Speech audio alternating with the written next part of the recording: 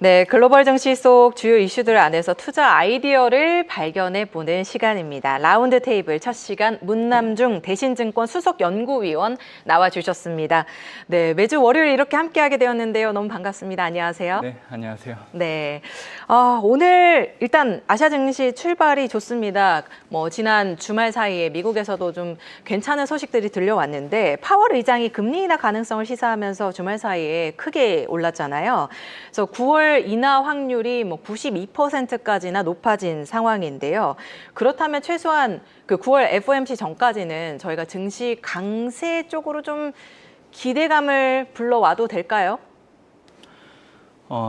지난주 금요일날 이제 미국 증시가 예상 외 큰 폭 올랐기 때문에 지금 아시아 증시 역시 연동돼서 움직이고 있지만 사실 9월 FOMC까지 남아있는 기간을 감안한다라고 하면 연준의 금리 인하 이 기대가 증시가 계속 올라가는데 영향을 계속 주기는 어렵다고 생각을 해요.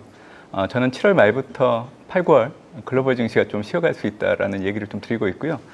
실제적으로 미국 증시 역시 8월 중순까지는 상방 압력이 좀 커졌지만 8월 14일을 기점으로 하방 압력이 좀 커지고 있었던 흐름이기 때문에 지금 상을 놓고 다음 달에도 이제 계속 올라간다라고 얘기하기는 어려운 부분들은 있다라고 생각을 해요. 이번 달 같은 경우에는 연준의 금리 인하에 조금 더 초점을 두고 반응하는 흐름이긴 하지만 계절적으로 보면 미국 증시는 8, 9월 달에 좀 하락을 했습니다. 21년, 24년 8, 9월 달 하락폭을 본다고 하면 8월 달에는 평균적으로 마이너스 0.2% 하락을 했고 9월 같은 경우에는 평균적으로 마이너스 4.2% 하락을 했기 때문에 사실 8월보다는 9월 달 미국 증시가 더 하락할 가능성이 훨씬 더 높습니다. 왜냐하면 9월 같은 경우에는 이제 미국 기업들의 해결 연도가 끝나기 때문에 사실 기관들의 포트폴리오 조정이 좀 일부 실현될 수 있는 시기이기도 하고 미국 정부 역시 해결 연도가 마감되는 시점이기 때문에 앞서서 국채 발행을 통해서 시중의 유동성을 유입하는 흐름이라고 하면 사실 9월달 증시가 좋을 거라고 얘기하기는 어렵다고 저는 생각을 해요. 그래서 아마 지금 국내 증시 흐름을 놓고 본다고 하더라도 시작과는 다르게 좀 증시가 조금씩 하락하고 있거든요. 그러니까 정각 후양 장세가 좀 나타날 여지는 있다고 생각을 하고 있기 때문에 저는 지금의 연준발 금리가 인하할 수 있다는 부분들이 증시에 미치는 영향력은 좀 일시적인 여지가 있지 않을까 생각하고 있습니다. 네. 일시적인 상승일 것이다. 너무 솔직하게 얘기해 주신 거 아니에요? 이거 보신 분들은 시장 오를 거다 기대하신 분들도 굉장히 많을 것 같은데 아쉬워하시는 또 부분이 생길 것 같습니다. 시장의 관심이 이제 금리 인하에 쏠리고 있긴 한데 아직까지는 기간이 좀 남긴 남았죠. 네. 그래서 B컷까지는 염두에 두고 있진 않지만 그래도 이제 금리 인하가 여러 차례 반복이 된다면 시장에 좀 훈풍으로 작용하지 않을까라는 기대감이 실리고 있는 모습인데 평소에 연준의 금리 인하 속도가 늦다라고 네, 얘기를 해주셨잖아요. 위원님께서는 어떻게 전망하시나요? 사실 저는 잭슨홀 미팅의 취지를 보면 9월 FOMC 때 연준이 금리 인하를 해줄지 여부에 대해서 사실 가늠하는 자리는 아니거든요.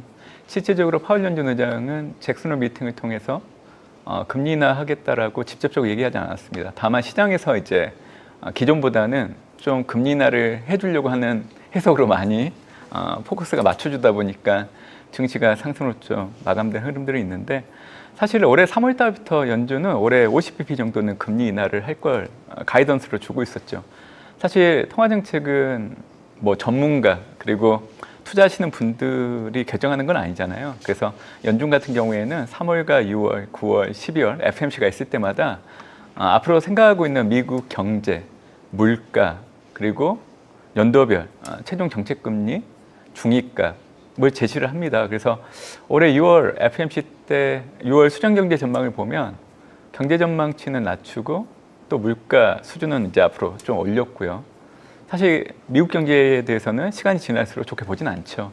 그럼에도 불구하고 3월과 좀 달라지지 않았던 부분들은 올해 연준이 생각하고 있는 최종 정책금리의 중위값 3.9가 그대로 유지됐다는 겁니다. 그리고 더 중요한 거는 레인지의 하단이 3.6 3월달과 동일하게 유지됐어요. 그래서 사실은 연준은 올해 50bp에서 75bp 인하를 메커니즘으로 이미 상정을 해놓았던 상황이고 경제지표 상황에 따라서는 75bp까지 인하할 수 있다는 것을 보여주고 있었던 상황입니다. 근데 미국의 7월 고용지표 결과 쇼크로 시장에선 해석을 하고 있고 실질적으로 이례적인 통계 수준이라고 저는 생각을 해요. 7월달 비농업 부문 고용자 수가 전월보다 감소한 분, 그리고 5, 6월 수치가 급감했던 걸 감안한다라고 하면 7월 한 달분 수치를 가지고 미국 경제를 논하기는 좀 어려워요. 특히 고용시장을 가지고.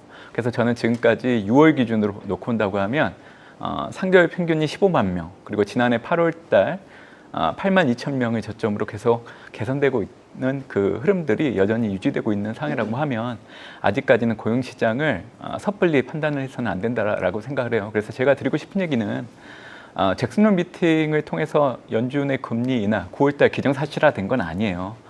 앞서서 보면 7월 고용 쇼크가 나타났기 때문에 9월달 금리 인하를 거의 기정사실화 시장에서 해석하고 있었던 거고, 더 앞서서 놓고 온다고 하면 연준은 이미 3월달부터 올해 50pp에서 75pp 정도 인하를 염두에 두고 있었던 상황이기 때문에 사실 새로운 내용들은 아니에요. 특히 저는 연준의 금리 인하가 상당히 많이 늦어졌다라는 얘기를 오래전부터 해오고 있었던 상황인데, 사실 중앙은행의 금리와 관련된 통화정책을 결정하는 거는 연준 같은 경우에는 실질 중립금리, 그리고 네 가지 물가지표를 가지고 살펴볼 수 있는 실질 정책금리를 놓고 봤을 때 실질 중립금리보다 실질 정책금리가 높은 구간에서는 연준이 연속적으로 금리 인하를 해도 되는 상황이에요. 예를 들자면 지난해 9월 달부터 연준이 금리 인하를 했지만 그 시점도 상당히 늦어졌거든요. 그렇다고 하면 올해 빠르면 1분기, 늦어져도 6, 7월 달에 금리 인하를 했었어야 되는데 그걸 안 했던 거죠. 그러니까 지금의 정책금리가 4.5, 상당히 높아요. 직전 2019년도 정책금리가 2.5, 단순히 계산해봐도 높고, 제가 얘기해드렸던 것처럼 실질 중립금리보다 실질 정책금리가 높은 구간에서 금리 인하를 해야 되는 구간인데 안 하고 있죠. 이 얘기는 결국 이 판이 바뀌게 된다라고 하면 실질 중립금리보다 실질 정책금리가 하회하는 그 순간에 사실 연준이 금리 인하를 할 확률이 높아져 버리면 미국 경제는 내년도 소비 절벽과 함께 빠르면 하반기 때 경기 침체에 들어갈 여지가 상당히 높아집니다. 그래서 지금도 늦었지만 조속히 금리 인하를 단행하는 거 맞고요.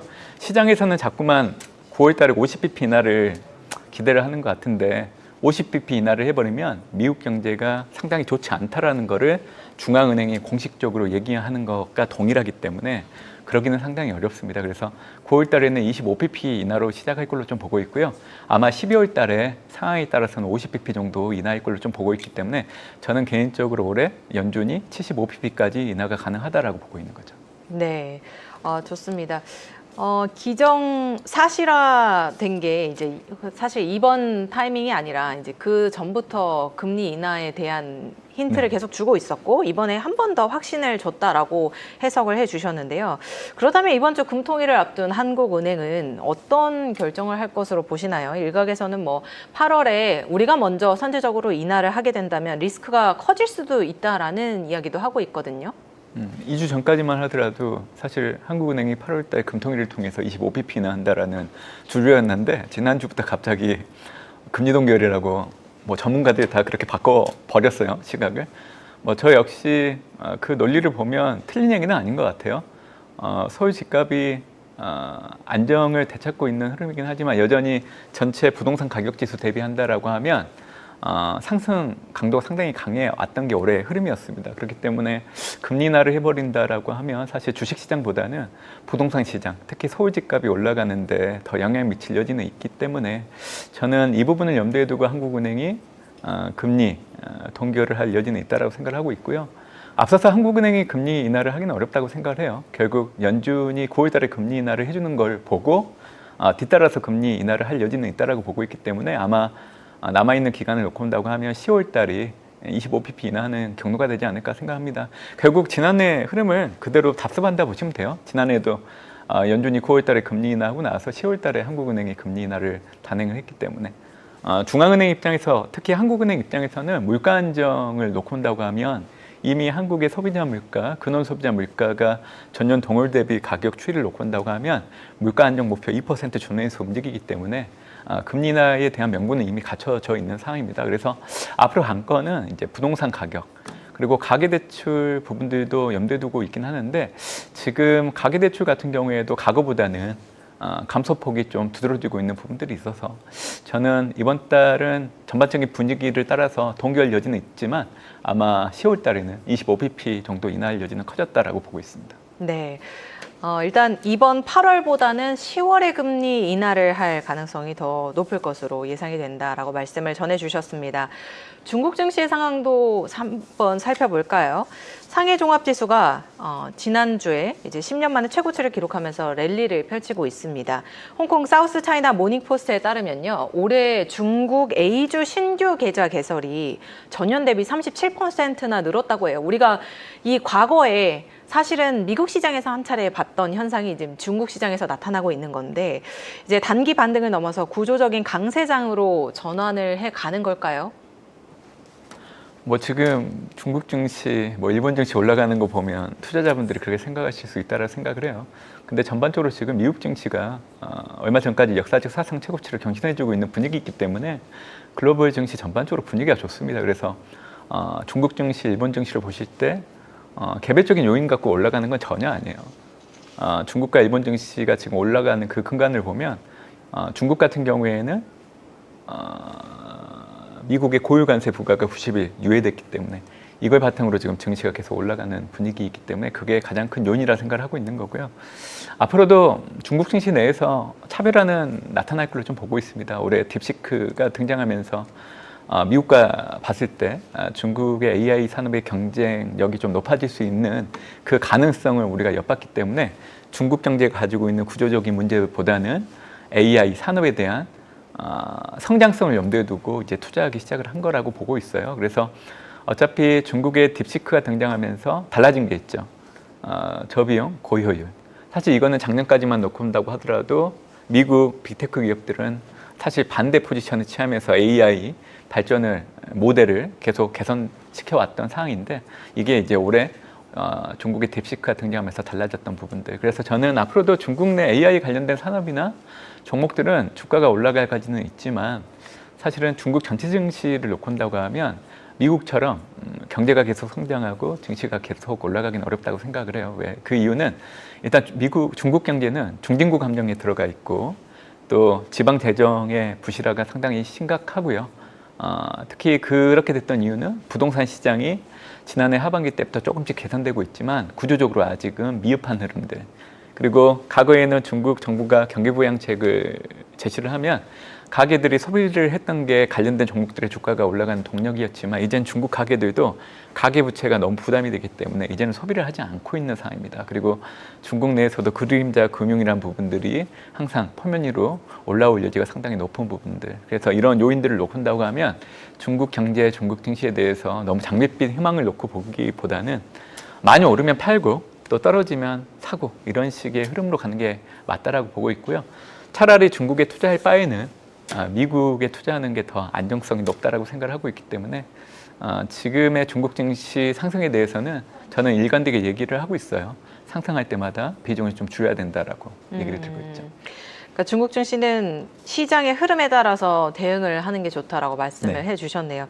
저 중국 증시 한번 그 계좌를 개설해 봐야 되나 생각을 했는데 아직은 아닌 걸로 말씀을 해주셔서 그렇게 참고를 하겠습니다. 다만 중국 정부의 경기 부양책 발표에 대한 기대감도 좀 반영이 된 게 아닌가 싶은데요. 사실 이 발표가 지연이 될 경우에는 조정 가능성까지도 거론이 되고 있거든요. 좀 짧게 덧붙여서 질문 드리자면 이에 대해서는 어떻게 보실까요?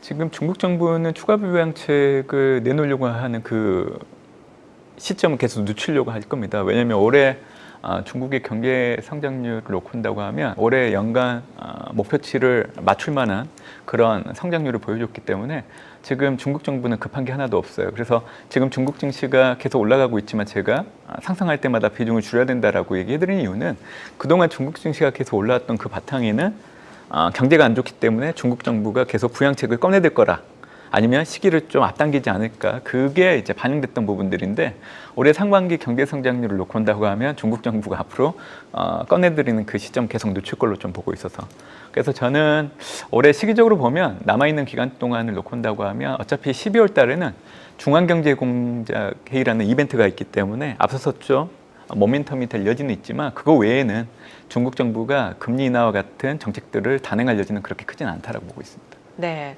장기적인 모멘텀이 아직까지는 좀 부족한 상황인 것 같습니다. 앞서서 중국 시장보다는 미국 쪽을 좀 살펴봐야 된다라고 말씀을 해주셨기에 이제는 미국 경제 이야기를 좀 짚어보도록 할까요? 미국 정부가 지금 어떻게 보면 트럼프 행정부죠. 엔비디아와 AMD에 중국에 판매하는 반도체 매출의 15%를 정부에 납부해라라고 이제 명령을 내렸습니다. 여기에 인텔 지분까지 보유하게 될 경우에는 이게 마치 중국이나 러시아처럼 국가 자본주의를 향해 가는 거 아니냐라는 우려가 나오고 있던데요. 이 부분은 어떻게 보실까요? 저는 국가 자본주의로 간다는 것 자체에 대해서 너무 부정적으로 볼 이유는 없다라고 생각하고 있고요.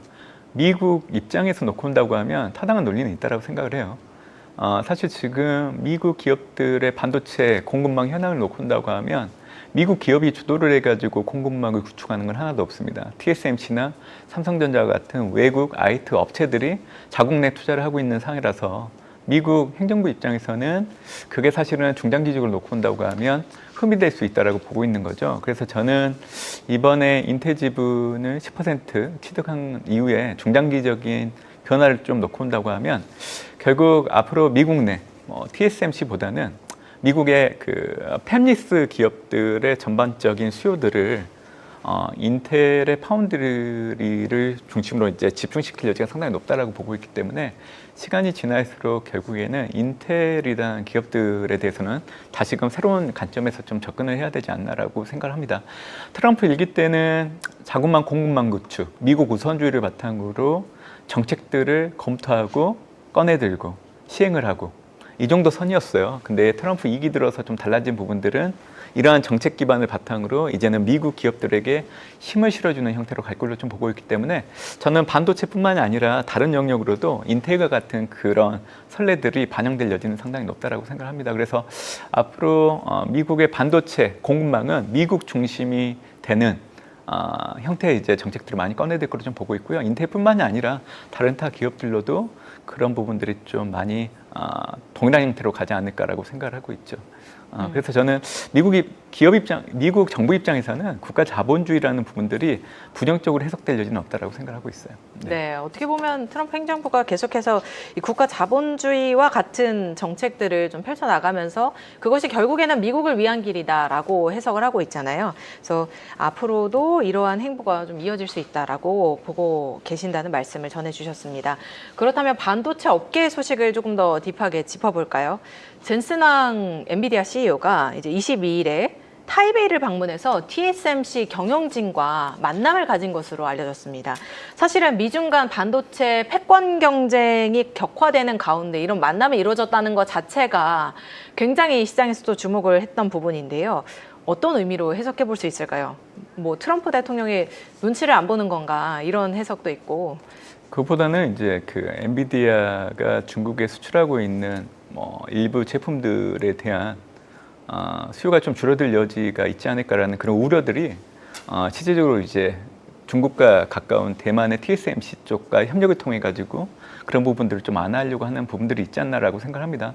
중국의 정책은 항상 변화가 좀 심하거든요. 그리고 최근에는 중국 정부가 엔비디아의 중국에 수출하고 있는 GPU 사용을 좀 자제했으면 좋겠다라는 걸 하달했기 때문에 이제 이러한 정황들을 놓고 엔비디아 젠슨왕 CEO가 TSMC와의 관계를 두둑히 하는 모습들을 좀 정치적으로 풀어주려고 하는 부분들이 있지 않았나라는 그 의미 말고는 더 확대 해석할 이유는 없다라고 생각을 하고 있고요. 어차피 중국에 대한 고유 관세를 연기하고 또 엔비디아 제품에 대해서는 수출이 가능하도록 하는 트럼프 행정부의 정황을 놓고 온다고 하면 앞으로 미중 간의 관계가 갈등 확대로 나가기는 좀 어렵다고 저는 생각을 해요. 다만 개별 기업들 입장에서는 중국에 수출하는 일부 제품들에 대해서는 좀 많이 팔아야 되잖아요. 그렇기 때문에 이와 관련된 정치적인 흐름에 연동되는 흐름들을 좀 보시면 될 것 같고 대표적인 사례가 이제 테슬라라고 보시면 돼요. 그래서 앞으로 뭐 테슬라든 TSMC든 중국의 매출과 관련된 사업 연관도가 높은 기업들 같은 경우에는 수시로 이런 노이즈들이 계속 불거질 여지가 있다라고 생각을 합니다. 네. 네. 실제로 말씀해 주신 것처럼 테슬라가 이제 노이즈를 조금 줄이기 위해서 이제 리스크를 어떻게 보면은 최소화하기 위해서 먼저 일본에서 완전 자율주행 서비스를 시작했다라고 밝혔습니다. 여러 시장, 아시아 시장 중에서도 여러 시장이 있었겠지만 한국도 아니고 중국도 아니고 사실 일본 시장을 왜 먼저 택했을까 이런 질문이 하나 떠올랐는데 중국에서의 승인 지연이 아무래도 영향을 미친 걸까요? 이거는 도로교통법하고 관련이 있는데요. 일본 같은 경우에는 2023년도 이 도로교통법 개정을 통해 가지고 일정 제약 환경 내에서 자율주행이 가능한 4단계를 허용했던 상황입니다. 그렇기 때문에 테슬라가 한국 시장에서 더 많이 팔림에도 불구하고 일본 시장 내에서 올해 여름부터 자율주행 2단계를 시작으로 해가지고 먼저 테스트를 시작을 하게 된 배경입니다. 그래서 한국 같은 경우에도 자율주행과 관련된 도로교통법 개정들이 전제 조건이 되어야 테슬라가 한국 내에서도 시범적으로 운행할 수 있는데 그게 안 된다라는 거죠. 그래서 지금 미국과 중국은 안전주행 기능을 갖고 있는 테스트를 하고 있는 상황이지만 그 다음 국가로 이제 일본을 선택했던 이유 정도로 보시면 될 것 같습니다. 네. 여러 가지 요소가 있었겠지만 그 중에서도 가장 크게 이제 승인이 좀 다소 쉽다기보다는 이제 용이했던 이제 국가에서 먼저 서비스를 시작했다라고 보면 될 것 같습니다. 마지막으로 주말에 있었던 한일 정상회담 관련 소식에 한번 초점을 맞춰보도록 할까요? 통상, 경제, 안보, 공급망, 수소, AI 등 미래 산업 협력과 관련해서 다양한 분야에서 논의를 한 것으로 알려지고 있습니다. 주목할 만한 포인트에는 어떤 것들이 있을까요? 증권 시장하고 연계될 수 있는 부분들은 수소랑 AI 관련된 부분에 대한 협력 정도인 것 같아요. 근데 아직은 수소 산업과 AI 일부 부분들을 놓고 온다고 하면 상용화가 되기에는 이제 먼 기간이기 때문에 이게 관련된 기업들의 주가에 그렇게 긍정적인 영향을 줄지 여부에 대해서는 아직 물음표라고 생각을 하고 있는데 이제 제가 주목하는 거는 결국 반도체나 이런 부품 수출 규제가 체피되는 부분들은 좀 중요한 의미가 있는 것 같아요. 왜냐하면 삼성전자와 SK하이닉스 주가에 긍정적인 영향을 줄 수 있는 부분들이 있으니까요.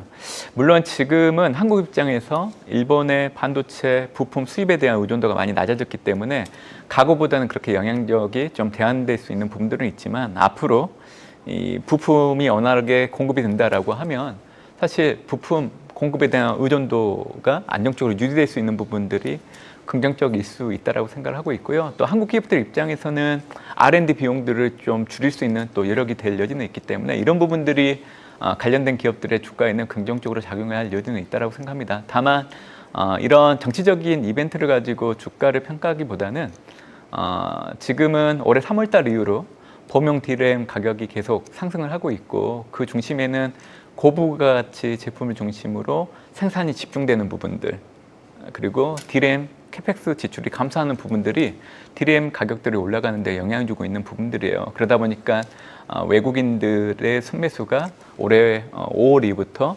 SK하이닉스를 중심으로 계속 들어오고 있는 이유이기 때문에 삼성전자나 SK하이닉스 주가 추이를 보시려고 하면 범용 D램 가격이 연속적으로 계속 상승하고 있는지 여부가 상당히 중요할 걸로 좀 보고 있습니다. 네. 네, 구체적으로 수혜가 기대되는 업종 몇 가지만 짚어주실 수 있을까요? 반도체 제가 얘기해드린 것처럼 네. 올해 우리나라 수출 증가율은 마이너스 1.9% 역성장합니다.